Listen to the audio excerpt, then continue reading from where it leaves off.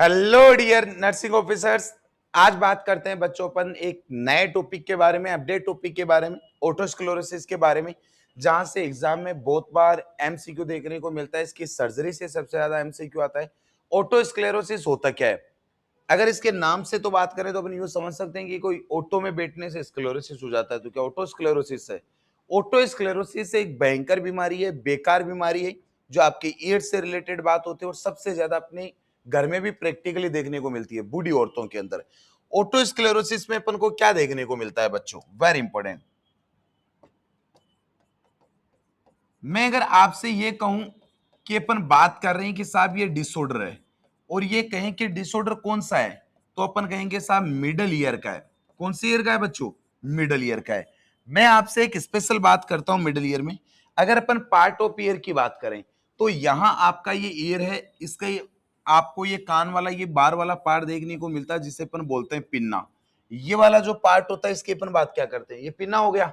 और यहाँ पे बच्चों इसके एक ऐसा आकार की पाइप होती है जिसे अपन कहते हैं ऑडिटरी कैनाल। कौन सी कैनाल है बच्चों? ऑडिटरी कैनाल है।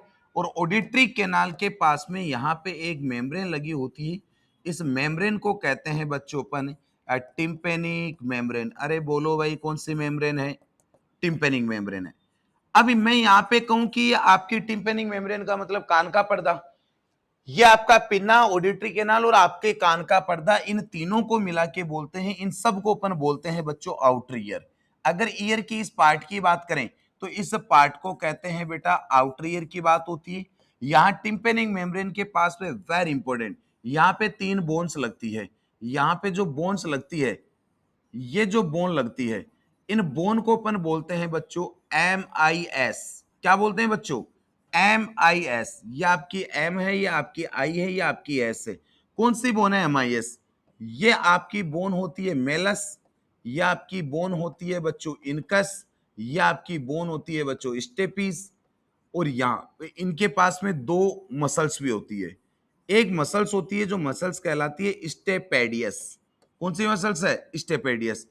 और एक मसल्स होती है, ये कहलाती है बच्चों टेंसर टिम्पेनी। कौन सी मसल्स है बेटा? टेंसर टिम्पेनी। तो मैं आपसे ये कह दूं कि आपका ये जो पार्ट हो गया जहां पे तीन बोन लगी हुई है कान के अंदर, मेलस इनकस स्टेपिस बोन लगी हुई है, दो मसल्स लगी हुई है। कौन सी मसल्स लगी हुई है? आपकी स्टेपेडिस लगी, आपकी टेंसर टिम्पेनी लगी है। ये जो ईयर का पार्ट है, इस पार्ट को कहते हैं बच्चों मिडल ईयर। ये ईयर का कौन सा पार्ट है बच्चों? मिडल ईयर है। और यहां इसके पास में एक पाइप लगी होती है, ट्यूब लगी होती है, एक ऐसी पाइप लगी होती है जिसे अपन कहते हैं सेमी सर्कुलर कैनाल्स। और यहाँ पे एक जलेबी जैसा घेरा लगा होता है जिसे अपन कहते हैं कोक्लिया। ये वाला जो पार्ट है, ये पार्ट कहलाता है कोक्लिया। और ये जो आपकी तीन पाइपें होती है, तीन ट्यूब होती है, ये क्या कहलाती है? वेस्टिब्यूल। यहां ये जो पार्ट है वेस्टिब्यूल और कोक्लिया वाला, ये पार्ट हो गया इनर ईयर। कौन सा पार्ट है? Inner ear. कुल मिला के बात ये हो गई कि आपके ईयर के कितने पार्ट हो गए? तीन पार्ट हो गए। कौन कौन से हो गए? आउटर हो गया, मिडल हो गया और इनर हो गया। इनर ईयर के अंदर भी अगर अपन बात करें बच्चों, एक एमसीक्यू आता है हमेशा, ये वेस्टिब्यूल है। इस वेस्टिब्यूल का काम होता है बॉडी बैलेंस। किसका काम होता है बच्चों? बॉडी बैलेंस का। और वेरी इंपॉर्टेंट, कोक्लिया का क्या काम होता है? हियरिंग का। जो आपके कान में सुनने के लिए जिम्मेदार है वो कौन है? हियरिंग करने के लिए जिम्मेदार कौन है? कोक्लिया जिम्मेदार है। अपन इसकी बात क्यों कर रहे हैं? क्योंकि हमेशा दो आपके हियरिंग लॉस देखने को मिलते हैं। मैं आपके यहाँ पे हियरिंग लॉस की बात करूं, एक तो अपन मैं बात करूं बच्चों हियरिंग लॉस की, एमसीक्यू की बात कर रहा हूं मैं। एक में बात करूं बेटा डीफनेस की। तो इन दोनों में कोई डिफरेंस है या दोनों सेम चीज है? हियरिंग लॉस का मतलब होता है हमेशा इंपेयरमेंट होता है सुनाई देने में, इंपेयरमेंट ऑफ हियर। सुनने में अगर कोई भी दिक्कत आती है तो ये आपका हियरिंग लॉस है। यहां मैं आपसे कह दूं डीफनेस के बारे में, तो बच्चों डीफनेस का मतलब होता है परमानेंट लॉस। अगर परमानेंट लॉस हो जाता है, परमानेंट लॉस है किसमें बच्चों? परमानेंट लॉस हियरिंग में। अगर सुनाई देने में परमानेंट लॉस हो गया तो डीफनेस है, कुछ समय के लिए इंपेयरमेंट है तो हियरिंग लॉस है। अभी हियरिंग लॉस की बात करें तो यहाँ पे आपका हियरिंग लॉस दो टाइप का होता है। हियरिंग लॉस टू टाइप है। कौन कौन से टू टाइप? एक होता है बच्चों कंडक्टिव हियरिंग लॉस, ये आपका कंडक्टिव हियरिंग लॉस है, वेरी इंपॉर्टेंट। और एक बात होती है बच्चों, एक होता है बच्चों SNHL। SNHL क्या है बेटा? ये आपका होता है सेंसरी न्यूरल हियरिंग लॉस। मैं इन सब की बात क्यों कर रहा हूं, ये सारी बातें क्यों कर रहा हूं? मैं ये समझाना चाह रहा हूं आप लोगों को कि भाई आपकी ये जो बीमारी आती है, आपकी जो ये ऑटोस्क्लेरोसिस, जिस बीमारी के बारे में अपन बात कर रहे हैं, इस बीमारी में कौन सा हियरिंग लॉस होगा? इस बीमारी में कौन सा हियरिंग लॉस होगा? कौन सा हियरिंग लॉस होगा? ये आप अभी खुद बता दोगे कौन सा होगा। अगर मैं ये कहूं कि आपका ये आउटर ईयर है और आपका मिडल ईयर है, इसके अंदर अगर मैं बात करूं तो यहां पे हियरिंग की प्रोसेस होती है। केवल हियरिंग तो कहां होती है? कोक्लिया में होती है। कोक्लिया का है इनर ईयर में, और इस कोक्लिया के पास में होता क्या है, यहां से आपकी वॉइस आती है, ये वॉइस आती है, ये आती है और आके सीधी, ध्यान से समझना इस बात को, वॉइस आती है सीधी टिम्पेनिक मेम्ब्रेन से टकराती है। टिम्पेनिक मेम्ब्रेन फड़फड़ाती है, वाइब्रेशन आता है। टिम्पेनिक मेम्ब्रेन से बोन फड़फड़ाती है, बोन में वाइब्रेशन आता है। इन बोन से वाइब्रेशन इन वेस्टिब्यूल में चला जाता है, इसमें पानी भरा होता है, और ये वाइब्रेशन सीधा कोक्लिया में आता है। इस कोक्लिया में यहाँ पे सेल लगी होती है जिसे अपन कहते हैं हियरिंग सेल, हियरिंग सेल। और इस हियरिंग सेल से नर्व निकलता है, और एक जो नर्व निकलता है, इस नर्व को अपन बोलते हैं वेस्टिबुलो कोक्लियर। कौन सा नर्व है बच्चों? वेस्टिबुलो कोक्लियर नर्व है। और ये नर्व सीधा जाता है बच्चों ब्रेन में। और अपन को पता है कि आपके 8वें नंबर का क्रेनियल नर्व है। अरे कौन सा क्रेनियल नर्व है? 8वें नंबर का क्रेनियल नर्व है। अगर यहां पे कोई नर्व में दिक्कत आ गई तो आपकी यहां पे सुनाई नहीं देगा आपको, हियरिंग लॉस हो गया। अब बात करते हैं वापस, आपका आउटर ईयर और आपका मिडल ईयर, इसमें केवल कंडक्शन होता है वॉइस का, या मैं कह दूं यहाँ पे कंडक्शन होता है एयर का या वाइब्रेशन का। जो वाइब्रेशन आ रहे हैं बाहर से, जो किसी ने बोला, जो वॉइस आ रही है, वो सीधी यहां से केवल कंडक्ट करती है आउटर ईयर और मिडल ईयर तक। बाकी जो मेन काम होता है वो तो इनर ईयर में होता है। हियरिंग का किस में होता है? कोक्लिया में होता है। तो अगर यहाँ पे आउटर ईयर में और मिडल ईयर में कोई भी बीमारी हो गई, कोई भी प्रॉब्लम हो गई, आउटर ईयर और मिडल ईयर, कौन कौन सा? आउटर ईयर और मिडल ईयर, इन दोनों में कोई भी प्रॉब्लम हो गई, कोई भी बीमारी हो गई, उसकी वजह से अगर सुनाई नहीं देगा तो वो कहलाएगा आपका कंडक्टिव हियरिंग लॉस। कौन सा हियरिंग लॉस कहलाएगा? कंडक्टिव। कोई भी बीमारी होगी XYZ, सुनाई नहीं दे रहा, कंडक्टिव हियरिंग लॉस है। कौन कौन सी ईयर में? आउटर में और आपके मिडल में। अगर इनर ईयर में कोई प्रॉब्लम हो गई, कोई भी समस्या हो गई, कोई भी बीमारी हो गई, और अगर सुनाई नहीं दे रहा, तो ये बीमारी कहलाती है बच्चों आपकी सेंसरी न्यूरल हियरिंग लॉस। अरे बोलो भाई कौन सी बीमारी है? सेंसरी न्यूरल हियरिंग लॉस की बातें होगी। तो यहां पर कहेंगे बच्चों कंडक्टिव के अंदर और आपका सेंसरी न्यूरल के अंदर। यहां पे होता है प्यारे बच्चों, वेरी इंपॉर्टेंट, यहां देखने को मिलता है आपको प्रॉब्लम इन, यहां प्रॉब्लम होती है बच्चों आपकी मिडल ईयर में। ये मिडल ईयर के अंदर, साथ में आउटर ईयर में। आउटर और मिडल में कोई प्रॉब्लम हो गई, कंडक्टिव, वेरी इंपॉर्टेंट। अगर यहाँ पे बच्चों अपन बात करें प्रॉब्लम की, तो प्रॉब्लम होती है केवल इनर ईयर में। इनर ईयर में हो गई तो कौन सी है प्रॉब्लम? ये कोई प्रॉब्लम हो गई तो कौन सा है? SNHL। अब मैं आपसे ऑटोस्क्लेरोसिस की डेफिनेशन की बात करता हूं। मैं ये कहता हूं कि साहब ऑटोस्क्लेरोसिस आपका होता क्या है? किसे कहेंगे आप ऑटोस्क्लेरोसिस? इसका मतलब होता है बच्चों न्यू बोन फॉर्मेशन। क्या मतलब होता है बच्चों इसका? New bone formation. पहले नॉर्मल बोन थी, इसके पास में नई बोन बनने लग गई, तो वो क्या कहलाता है? ऑटोस्क्लेरोसिस। और ये नई बोन किस में बन सकती है? एक तो बन सकती है बच्चों विथ स्टेपेज, एक तो आपके कान में जो स्टेपेज बोन थी मिडिल ईयर में, इसमें बन सकती है। एक बन सकती है बच्चों विथ कोक्लिया, एक कोक्लिया के साथ में बन सकती है। तो एक तो आपका ऑटोस्क्लेरोसिस कोक्लियर हो सकता है, एक आपका ऑटोस्क्लेरोसिस कौन सा हो सकता है? स्टेपीज हो सकता है। पर इन दोनों में से बात करें स्टेपीज वाले ऑटोस्क्लेरोसिस की, तो ये होता है मोस्ट कॉमन। अभी यहाँ पे अगर इस स्टेपीज के पास में अगर यहाँ पे नई बोन बन गई, मान लो ये आपने कह दिया कि साहब ये न्यू बोन बन गई, न्यू बोन, न्यू बोन, नई बोन बन गई, यहाँ पे न्यू बोन फॉर्मेशन होने लग गई, ये लो साहब न्यू बोन हो गई।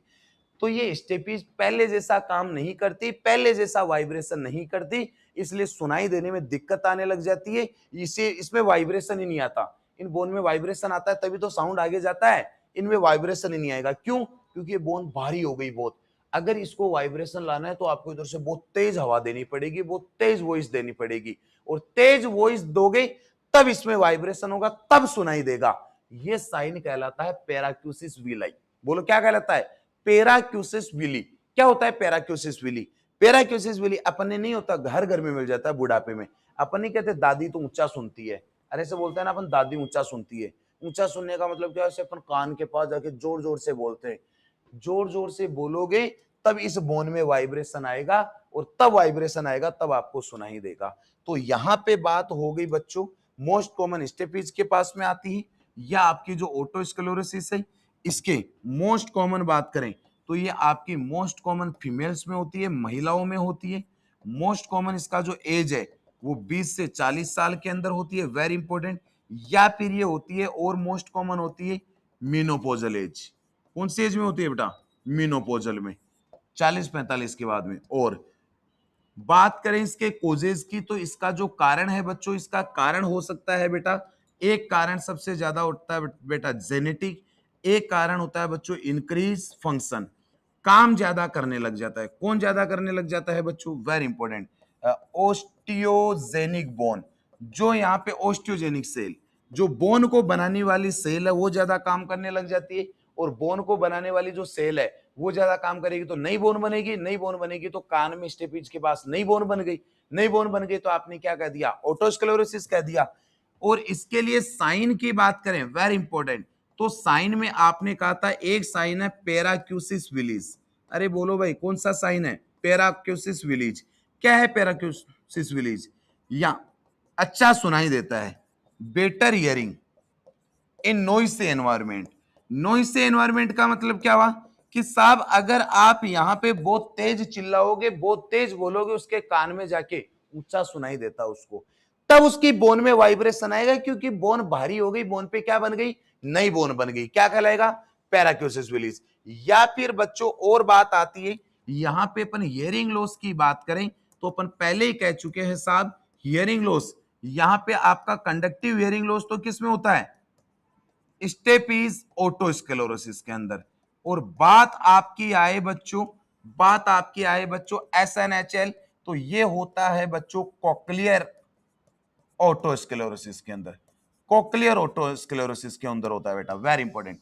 या फिर बच्चों आपका यहां पे सीएचएल होता है, या जो आपका स्टेपेडियल, स्टेपेडियल आपका ओटोस्क्लेरोसिस है, इसके अंदर होता है बच्चों टेनिटस। टेनिटस का मतलब क्या होता है? भन भन सुनाई देता है।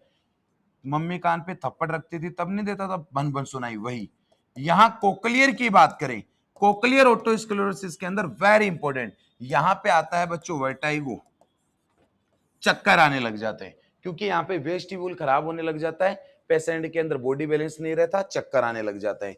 और देखने को मिलता है बच्चों आपका वेरी इंपॉर्टेंट, यहां पे देखने को मिलता है बच्चों आपकी रेड, या तो अपन कहते हैं बच्चों रेड, या फिर कहते हैं बेटा pinkish ear drum. Ear drum का मतलब होता है आपकी टिम्पेनिंग मेम्ब्रेन। ये जो टिम्पेनिंग मेम्ब्रेन है इसका कलर चेंज होने लग जाएगा, ये पिंक कलर की रेड कलर की हो जाएगी, इसको बोलते हैं बच्चों सेचवार्ड्स साइन। अरे बोलो भाई कौन सा साइन है? सेचवार्ड साइन है। सेचवार्ड साइन से पैराक्यूसिस विलीज से दोनों से एमसीक्यू आया है, दोनों से आपका एमसीक्यू देखने को मिलता है। तो साहब इसका पता कैसे लगाओगे कि यहाँ पे ओटोस्क्लेरोसिस हुआ है? 100% पता लगाने के लिए आप जो डायग्नोसिस करते हो, कंफर्मेटिव जो डायग्नोसिस करते हो, 100% पता लगाने के लिए बच्चों आप क्या करोगे? आप सीटी करोगे, क्या करोगे बच्चों? आप एमआरआई करोगे। और ट्रीटमेंट की बात करेंगे बेटा अपन, तो ट्रीटमेंट में अपन बच्चों वेरी वेरी इंपॉर्टेंट, एक तो अपन देते हैं बच्चों सोडियम फ्लोराइड। सोडियम फ्लोराइड क्यों देते हैं बच्चों? ये करता है डिक्रीज बोन फॉर्मेशन, यहां और जो बोन की फॉर्मेशन होनी है उस बोन फॉर्मेशन को रोकने का काम करता है, केवल बोन फॉर्मेशन रोकता है। वेरी वेरी इंपॉर्टेंट, अपन को यहां पे सर्जरी करनी पड़ेगी, और सर्जरी के अंदर अपन करते हैं बच्चों स्टेपेडेक्टोमी। क्या होता है स्टेपेडेक्टोमी? अपन अपन यहां पे करते हैं बच्चों रिमूव स्टेपीज, स्टेपीज को रिमूव कर देते हैं। अगर आपने स्टेपीज निकाल दिया तो क्या अब सुनाई देगा? अब तो बिल्कुल नहीं सुनाई देगा। क्यों? क्योंकि स्टेपीज की जगह वाइब्रेशन कौन करेगा कान में? कौन भेजेगा आगे वाइब्रेशन को? कौन भेजेगा आगे साउंड को? तो यहां जब आप स्टेपीज बोन को रिमूव करते हो, स्टेपीज बोन को जब हटाते हो, तो इसकी जगह दूसरी स्टेपीज बोन लगानी पड़ती है। तो इसके बाद में आप करोगे इम्प्लांट आफ्टर सर्जरी, सर्जरी के बाद में।